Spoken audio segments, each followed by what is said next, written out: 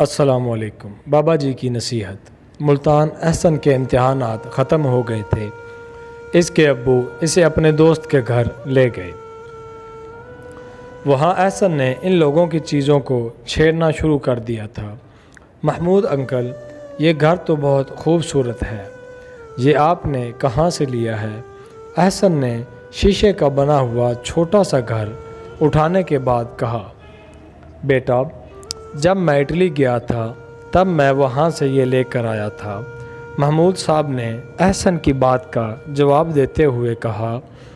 کچھ دیر بعد احسن نے گھر میز پر رکھ دیا تھا اور پھر اس کا دھیان دوسری چیزوں کی جانب چلا گیا تھا۔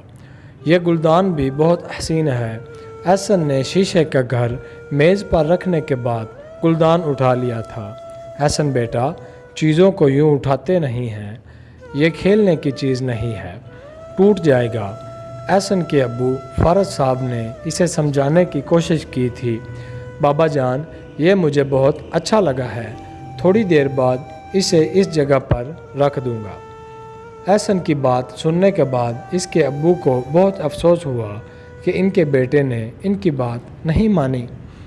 جب وہ دونوں گھر واپس آ گئے تب احسن نے محسوس کیا کہ ابو اس سے زیادہ بات نہیں کر رہے ہیں۔ بابا جان، کیا آپ ناراض ہیں؟ احسن نے پریشانی کا اظہار کرتے ہوئے کہا، بیٹا، جب کسی کے گھر جاتے ہیں تو ان لوگوں کی چیزوں کو اٹھا کر دیکھنا اچھی بات نہیں ہوتی۔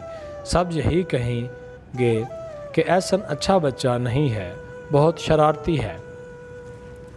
آپ کو میں نے ایسا کرنے سے منع بھی کیا، لیکن آپ نے میرا کہنا نہیں مانا۔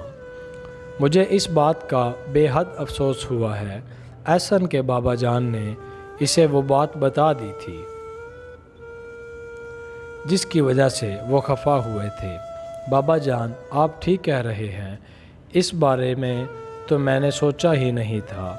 آپ نے مجھے بہت پیاری بات بتائی ہے، پھر کبھی آپ کو شکایت کا موقع نہیں ملے گا۔ احسن نے جو کہا تھا وہ کر کے بھی دکھایا۔ اس کے بعد وہ جب بھی اپنے بابا جان کے ساتھ کسی کے گھر جاتا تو دوسروں کی چیزوں کو بس دور سے ہی دیکھ لیتا تھا۔ پیارے بچوں، اس کہانی سے ہمیں یہ سبق حاصل ہوتا ہے کہ کسی کی چیزوں کو اٹھانا اور پھر کھلونا بنا کر کھیلنا بری بات ہے۔ چیزیں گر کر ٹوٹ سکتی ہیں اور اس طرح دوسروں کا نقصان بھی ہو سکتا ہے۔ اچھے بچے ایسا کام نہیں کرتے ہیں۔